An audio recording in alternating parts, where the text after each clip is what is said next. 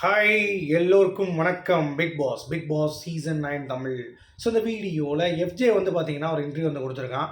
So அதை பற்றி நம்ம இந்த வீடியோவில் டிஸ்கஸ் பண்ண போகிறோம். அது மட்டும் இல்லாமல் பார்வதி அமித் கிட்ட ஒரு விஷயத்தை வந்து உடைக்கிறாங்க. அது என்ன அப்படிங்கிறத பற்றி பார்க்க போகிறோம். ஸோ வீடியோக்குள்ளே போகிறதுக்கு முன்னாடி சேனல் புதுசாக இருந்தீங்கன்னா கண்டிப்பாக சப்ஸ்கிரைப் பண்ணிக்கோங்க. வீடியோ மறக்காமல் ஒரு லைக் பண்ணிக்கோங்க. இப்போ நம்ம வீடியோக்குள்ளே கண்டிப்பாக போகலாம்.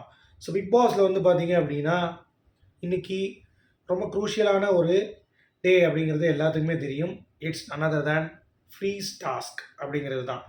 ஆனால் ஒரு ஃபீல் கூட ஃப்ரீஸ் டாஸ்க் மாதிரி ஒன்று ஆகவே மாட்டேங்குது அப்படிங்கிறது பார்க்க முடியுது. ஏன்னா ரொம்ப ஒரு போரிங்கான ஒரு டாஸ்க்காக வந்து இருக்குது அப்படிங்கிறது தான். இன்னொன்று வந்து பார்த்தீங்கன்னா, என்னப்பா இது ஒரே மாதிரி பண்ணிகிட்ருக்கீங்க, ஆ வந்தீங்களா ஜாலியாக பாசிட்டிவிட்டியை வந்து விதைச்சிட்டு இருக்கீங்க, அதுக்கு மேலே எதுவும் நடக்க மாட்டேங்குது அப்படின்ற மாதிரி ஒரு ஃபீல் இருக்குது. ஓகேவா? ஸோ அது வந்து எப்படி இம்பேக்ட் வந்து இந்த சீசனில் தரப்போகுது அப்படிங்கிறது தெரியல. ஒரு பாசிட்டிவிட்டி கொடுக்குது. ஓகே. ஸோ அது தப்பு இல்லை. பட் கணவன் ஃபேமிலி இன்னும் வரல. ஸோ வெயிட் பண்ணிகிட்டு இருக்கோம். அதுக்கு முன்னாடி எஃப்ஜே வந்து ஒரு இன்டர்வியூ கொடுத்துருக்காரு. அதில் வந்து பார்வதி இதெல்லாம் லவ் கண்டென்ட்டுக்காக தான் பண்ணுறா, உண்மையான அவங்களுக்குள்ள லவ் கிடையாது அப்படிங்கிறத நான் ஆணித்தரமாக உடைக்கிறேன். அது மட்டும் இல்லாமல் கமுருதி வந்து தலையாட்டி பொம்மையாக இருக்கான் பார்வதிக்கு. அது மட்டும் இல்லாமல் பார்வதி அவளுக்கு தெரியும் ஆடியன்ஸோட பல்ஸ் என்னன்ட்டு.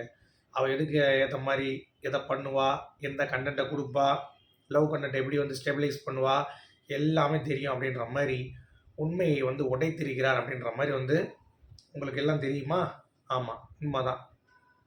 சரி, இப்போ அதனால் உனக்கு என்ன பிரச்சனை? நீ வெளியே வந்துட்டல, அவ்வளோதான். என்ன பண்ண முடியும்? அதாவது பாருவோடைய ஃபீலிங் வந்து உள்ளே வந்து அவளே இன்னைக்கு சொல்லிட்டா, எனக்கு எமோஷன்ஸ் நான் பழகும்போது கொஞ்சம் மோர் தேன் ஃப்ரெண்டு தான் எனக்கு இருக்குது அப்படின்றது இப்போ வரைக்கும் சொல்லிகிட்டு இருக்கா. அவள் வந்து லவ்ங்கிறது ஒரு விஷயம் கூட சொல்ல, எனக்கு வந்து மோர் தேன் ஃப்ரெண்ட் இருக்குது, வெளியே போய் நான் எக்ஸ்ப்ளோர் பண்ணணும்னு சொல்லிகிட்டு இருக்கா. அந்த ஃபீலிங்கை இங்கே சொல்ல போகிறா அவங்க அம்மா கிட்ட. பட் அந்த எமோஷன்ஸ் உண்மையான்னு கேட்டால் உண்மை தான். கமருதீனுக்கும் அவனுக்கும் ஒரு ஃபீல் இருக்குது, லவ் பண்ணணும் என் ஆள் மாதிரி இருக்குது அப்படின்னு சொல்லிட்டு. அவங்க 2 பேரோட பர்சனல். இது எப்படி நீ ஃபேக்குன்னு சொல்லுவேன்? உண்மையாக லவ் பண்ணலன்ட்டு அவன் கண்டென்ட்டுக்காக பண்ணுறான்னு நீ எப்படி சொல்லுவேன்? நீயே கண்டென்ட்டுக்காக தான் 2 லவ் பண்ண, உன்னை மக்கள் செருப்பால் அடித்து வெளியே துரத்தலையா? ஜென்யூனாக இருந்தால் கண்டிப்பாக மக்கள் வந்து ஏற்றுப்பாங்க. இன்கேஸ் நீ யாரையும் லவ் பண்ணுறப்ப உண்மையிலே அந்த பொண்ணுக்கு வந்து நீங்கள் பாசம் கொடுத்துருந்தேன்னா கண்டிப்பாக அதை கூட ஒரு கண்டென்ட்டாக எடுத்து லைக் அமீர் பாவனி ஃபினாலே கொண்டு வந்தாங்க. பார்வதி கமுருதீன் இது வரைக்கும் மக்கள் ஓட்டு போட்டு வச்சுருக்காங்கல்ல. அப்போ நீ ஒழுங்காக உண்மையாக பண்ணியிருந்தேன்னா உனக்கு வந்து வாழ்க்கை கிடச்சிருக்குங்கள. நீ அங்கே போய் ஃபேக்காக இருந்துக்கிட்டு கனி கூட ஒரு ட்ராமா பண்ணிக்கிட்டு இப்போ சொல்கிறான் கனி வந்து ரொம்ப ஃபீல் பண்ணுவான்னு நினச்சேன். பட் பண்ணலன்ட்டு எதுக்கு பண்ணணும்?